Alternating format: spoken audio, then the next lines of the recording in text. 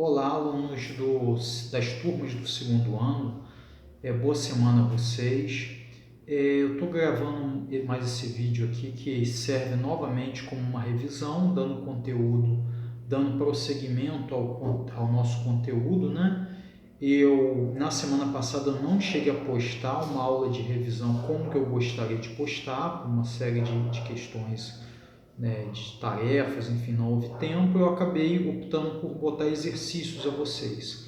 Afinal de contas, não fiz um levantamento atual, mas espero que vocês estejam, na medida do possível, não só conseguindo acessar todos os materiais, todas as videoaulas, os materiais postados, resumos, apostilas, como também estejam respondendo aos exercícios. Na semana retrasada eu havia feito uma revisão, né, dos tópicos do nosso conteúdo que eu identifico como matéria do campo da geopolítica, né, e pretendia no prosseguimento falar da parte mais geoeconômica, né. Eu entendo que o conteúdo ele tem essa característica. Quando a gente fala de globalização, blocos econômicos se refere um pouco mais à geoeconomia, enquanto quando a gente fala de ordem mundial, por assim dizer, conflitos, a gente está se referindo mais à geopolítica. Bom, na aula de revisão anterior, né, que eu postei há 2 semanas atrás, eu fiz essa observação e sempre enfatizo muito esse aspecto do mundo pós-Guerra Fria, por assim dizer, né, como um mundo que, no primeiro momento, ele teve uma característica muito mais identificada como de uma ordem unipolar. Assim se acreditava muito nos anos 1990, se colocava isso, que os Estados Unidos teriam se tornado a única superpotência, né? E eu venho comentando muito para vocês, melhor dizendo, que nas 2 últimas décadas, né, dos anos 2000 para cá, principalmente nessa última, o mundo ele tem uma tendência mais multipolar. Entretanto, avaliando direitinho essa afirmação minha, eu achei prudente também fazer um adendo, né? Ou seja, mais um acréscimo, né? Que isso é um pouco da minha visão, da maneira como eu entendo, da leitura que eu faço do contexto atual, também se baseando eu tenho muito hábito de assistir documentários muito atuais, inclusive, e a gente nota isso, documentários inclusive norte-americanos, né? Essa questão sempre muito colocada, né? Da China, da Rússia, né? Das outras superpotências, né? E eu entendo dessa maneira, né? Não seria novidade muito. Na verdade, quem sou eu, né? Eu sou, na verdade, uma pessoa que estuda um pouquinho o assunto, né? Na verdade, as pessoas mais que se deitam, se debruçam mais esse estudo, com certeza veem a coisa por essa linha também, mas é muito comum a gente encontrar, às vezes, em provas, assim, atividades, vestibulares, uma afirmação de que a ordem mundial contemporânea, por assim dizer, ela seria unimultipolar, ou unimultidimensional, algum termo assim, né? Então, eu estou chamando a atenção a isso, que é possível que vocês vejam isso em alguma prova, em algum lugar por aí. Essa afirmação também não é errada, é uma afirmação correta. Na verdade, seria uma afirmação até mais precisa. Eu, inclusive, quando fiz um trabalho de conclusão da graduação, eu identifiquei dessa maneira, porque nos anos 2000 isso ainda era bem mais claro, né? Se falava assim, os Estados Unidos é a única superpotência militar, mas considerando outras esferas como economia, por exemplo, a gente tem a China em amplo crescimento, enfim, aí se falava o Japão também uma potência econômica muito forte, então se usava muito essa expressão unimultipolar. Eu entendo que a última década ela mostrou uma característica mais multipolar mesmo, mas ainda é muito comum esse termo aparecer por aí, unimultipolar. Então, unimultipolar também é um termo empregado para a ordem mundial contemporânea. Difícil é enxergar uma afirmação hoje de que essa ordem seria unipolar, né, como era afirmada majoritariamente nos anos 1990. Né? Nos anos 2000 para cá se identifica o crescimento da China, a Rússia voltando ao seu protagonismo militar, a União Europeia, como vem sempre falando também, tendo uma expressividade maior no bloco ocidental. Então, eu entendo que é mais correto até já afirmar, sim, sobretudo até a partir dessa última década, que essa ordem é multipolar, mas ainda é muito comum de se encontrar por aí alguma afirmação unimultipolar. Então, se eu utilizar esse termo também, ele está correto, ok? É também interessante notar que dos anos 2000 para cá, 2010 para essa última década, a gente nota que as mudanças no mundo elas estão muito evidentes, né? O mundo está em constante transformação, inclusive numa efervescência política muito grande. Então, tem uma afirmação que se fazia até mesmo na época minha de estudo de graduação, então sempre se separava uma coisa assim, bom, existem as chamadas políticas de Estado, né, que são aquelas que as potências empregam baseando no cálculo mais consagrado da sua geopolítica, mas tem as políticas de governo. E sempre se afirmava muito categoricamente que as políticas externas de defesa elas tinham um caráter muito mais de Estado, né? E se fala, não, são políticas de Estado. Hoje, francamente, a gente tem observado algumas coisas que alguma influência mais de uma política de governo também não pode vir a ser ignorada. E no que eu falo, me refiro exatamente ao quê? Bom, aí nesse caso eu vou ter que ser um pouco mais específico, né? Quando a gente vê, por exemplo, a atuação dos Estados Unidos, né? Antigamente sempre se falava assim, não, mas política de Estado e tal. Hoje a gente, por exemplo, não pode ignorar muito de que de um governo para outro possa haver alguma diferença em alguma característica, alguma abordagem nesse sentido, das relações internacionais dos Estados Unidos. Né? Então, por exemplo, quando é um governo democrata, quando é um governo republicano, né? Isso pelo mundo também tem essa questão em outros países, né? Questões, por assim dizer, ideológicas de algum grupo específico que, caso venha a chegar ao poder num determinado país, pode vir sim a influenciar a sua geopolítica, por assim dizer, a sua política externa. Bom, então gostaria de fazer essas observações acerca do tópico da ordem mundial e falando com relação aos conflitos, né, que é um tema que eu não costumo cobrar muito especificamente nas avaliações, mas é importante, um tema que eu me debruço muito em estudo, assim, enfim. E a gente nota que os conflitos no mundo contemporâneo, aliás, isso é um outro detalhe rápido, curioso que eu gostaria de chamar a atenção também, esses conceitos, né, eles vão mudando, né? Falava mundo bipolar, mundo Guerra Fria. No início chamou o mundo pós-Guerra Fria de nova ordem mundial. Esse termo hoje está muito em desuso, até porque se volta a outras questões também que se discute por aí, né? Então fugiria essa abordagem. Eu particularmente não gosto muito desse termo, mas emprego mais o termo mundo pós-Guerra Fria, mas a gente já está chegando em 2020, né? Talvez falar em Guerra Fria, à medida que vá se distanciando, a gente possa ganhar futuramente uma outra nomenclatura para esses contextos históricos e geopolíticos, né? Mas ainda entendo que ainda é um recurso empregado, também entendo mas que também o termo mundo contemporâneo, geopolítica contemporânea também é um termo bem interessante de se empregar. E esses conflitos no mundo contemporâneo, né, eles têm características diversas, né, tem essas questões étnico-religiosas em alguns lugares do planeta aparecem, né, não sei se na África os conflitos tiveram a influência desses elementos, processo de fragmentação na antiga Iugoslávia nos anos 1990 foi muito característica essa questão, questões étnico-religiosas muito fortes. E os conflitos nesse mundo pós-Guerra Fria, nessa geopolítica contemporânea, ele passou a ter também uma influência muito forte da questão do terrorismo internacional, em especial o chamado fundamentalismo islâmico, que marcou o início dos anos 2000 com aquele ataque de 11 de setembro. Né? Na verdade, a gente já teve nos anos 90 ataques terroristas, atentados terroristas muito significativos.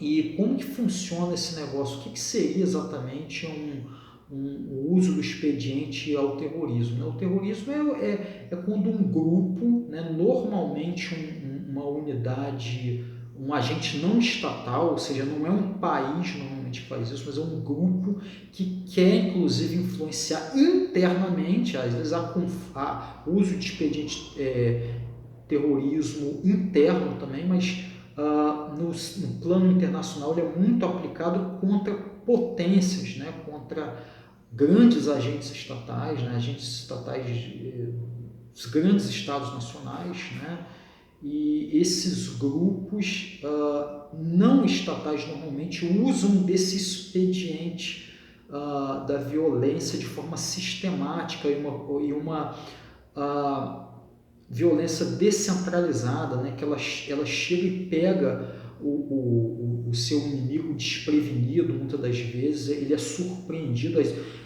claro, até com uma capacidade muito maior, mas esse agente ele age pegando o elemento estatal de surpresa, por assim dizer, né? E no terrorismo mais empregado, em larga escala, pensando-se no plano internacional como sendo de ação geopolítica de maior envergadura, né, o fundamentalismo islâmico, a gente teve alguns grupos, né, que se destacaram, que agiam com intuitos normalmente de atingir uma potência, né, o mundo ocidental em especial, o Ocidente, né, de uma maneira muito incisiva, mas esses grupos eles podiam ter intuitos mais de desestabilizar o mundo ocidental de uma maneira geral, ou tentar impor, colocar a influência para o Ocidente daquela versão radical, né, islâmica, enfim.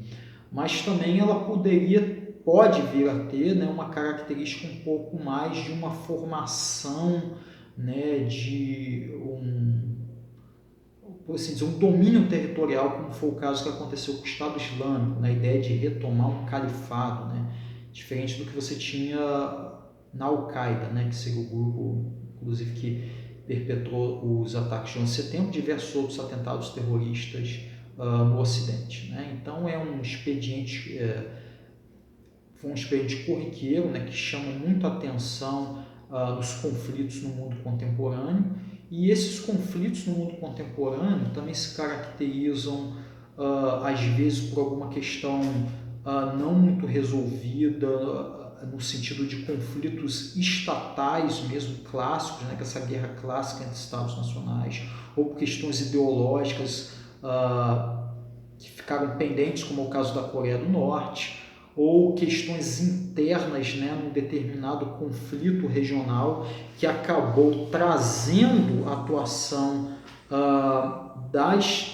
de grandes potências para esse teatro de operações, como é o caso da guerra da Síria, né, chamou as grandes potências para lá, e quando a gente fala de potência, a gente fala justamente do Ocidente, da OTAN, Estados Unidos e sua base de apoio militar na Europa Ocidental, como também, por outro lado, a Rússia, né? Ou em alguns casos a China também aparece como um ator de destaque na negociação, no jogo geopolítico, como é o caso, por exemplo, do conflito na Coreia do Norte.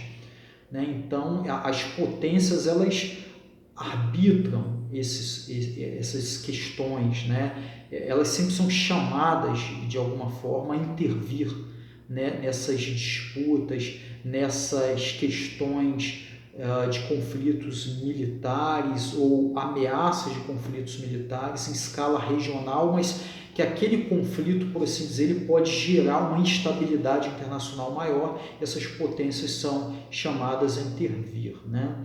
Como também existe um conflito mais crônico, né, no Oriente Médio, aliás, o Oriente Médio é cheio desses conflitos um pouco mais prolongados, em alguns aspectos até por questões culturais, religiosas, esse elemento influencia também dentro, por exemplo, do mundo islâmico, tem essa questão também entre sunitas e xiitas que influencia esses conflitos, né? Que muitas das vezes um país ele tem maioria sunita ou uma maioria xiita, e de repente um grupo majoritário ou mesmo um grupo minoritário está no poder e o outro não se sente devidamente representado. Isso é o estopim muitas das vezes para conflitos internos, né? Às vezes descampa para conflitos maiores como guerras civis, né? Que são justamente esses conflitos de uma disputa interna de poder, né? Talvez o caso mais emblemático da última década é justamente a guerra na Síria, né?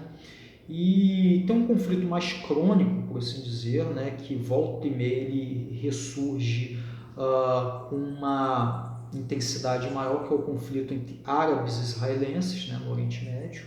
E esse conflito sempre acaba chamando ao posicionamento, né, do Ocidente, ao posicionamento da Rússia, né? Historicamente, o Israel ele tende ao apoio dos Estados Unidos, às vezes tem uma divergência entre o bloco ocidental com relação a isso na Europa, mas os países, determinada coalizão contrária, ele pode vir a ter o apoio russo, por exemplo, né? Então tem aquela questão pendente lá entre palestinos e israelenses, ou grupos também, movimentos em países próximos também que entram em confronto corretamente com Israel, com Hezbollah, enfim. Isso gera também lá uma tensão permanente, né? Enfim, enquanto, por exemplo, no meio palestino a gente tem a autoridade palestina e tem o Hamas, que já é um grupo radical, então isso também entra sempre nesse embate todo, né? Então a gente tem esse conflito, que é um conflito mais amplo, né? Que eu, inclusive, naquela aula eu não cheguei a abordar em específico, que é um conflito que numa abordagem é necessária um pouco mais de aprofundamento, né? Tem questões históricas envolvidas, questões ideológicas, questões religiosas e questões de segurança mais pragmáticas, por assim dizer, sem sombra de dúvidas. Enfim, então, dando uma pincelada rápida na questão dos conflitos, eu abordo um pouco isso, né? Mas a ideia é de que esses conflitos eles têm uma escala mais regional, eles têm características mais de conflitos internos, né, de guerras civis, conflitos esses que chamam a atuação de grandes potências, e a gente tem a atuação do terrorismo internacional de alguma maneira influenciando a geopolítica mundial contemporânea, porém o que a gente não tem percebido no mundo contemporâneo, justamente uma propensão maior a um grande conflito entre estados nacionais, entre grandes potências, né? Note, Estados Unidos, União Soviética não, União Soviética, Guerra Fria, né? Estados Unidos, Rússia, China, né? A gente tem esses países sempre, principalmente Estados Unidos e Rússia, no aspecto da questão de segurança, sempre aparecendo um pouco em alguma discussão lá acerca de algum conflito que surja. Entretanto, a gente não nota uma tendência, uma hostilidade, uma ameaça em curto prazo, né, de que poderia haver um grande enfrentamento entre essas potências, por exemplo, né, o que alguns chamariam de terceira guerra mundial, né? A gente não pode falar em geopolítica que é uma coisa impossível, né, mas, por assim dizer, pode-se dizer que é certamente algo muito improvável, né? No curto ou mesmo médio prazo, embora essas potências estão sempre sendo chamadas a se apresentar em todos os conflitos, né, que surjam pelo mundo, que de alguma maneira gerem uma instabilidade internacional maior. Então é essa a questão, né? Conflitos interestatais, né? Ou seja, entre estados, nesse caso as chamadas guerras hegemônicas e mundiais, né? Conforme eu coloquei lá naquela aula, né? O conflito entre grandes potências hoje, no momento do ponto de vista militar, ele é muitíssimo improvável, né? A curto e médio prazo. O que a gente está observando muito é uma rivalidade cada vez mais aflorando no ponto de vista diplomático e principalmente econômico, guerra comercial, né? Você vê, nesse caso, principalmente Estados Unidos e China têm protagonizado isso. Guerra comercial e hoje, mais recentemente, até um desentendimento diplomático, né? Um jogo ali diplomático, né? Retórico muito grande, né? Mas que um acusa e o outro nega, o outro com relação à responsabilidade, por exemplo, de uma questão internacional hoje, né, que é essa pandemia. Enfim, então é isso que eu tenho para colocar para vocês, né? Assistam esse vídeo, né? Vamos tentar ficar antenado acerca do mundo contemporâneo e do que está acontecendo hoje, inclusive, no mundo. Né? Assistam esse vídeo aqui, essa videoaula de vocês, de revisão desse ponto. Na semana que vem eu vou tentar elencar os outros 2 pontos, né? Blocos econômicos e globalização, ou seja, a parte mais geoeconômica do nosso conteúdo, e talvez enviar para vocês algum exercício. Então é isso que eu tenho para vocês nesse momento. Tudo de bom, boa semana, bons estudos. Tchau, tchau.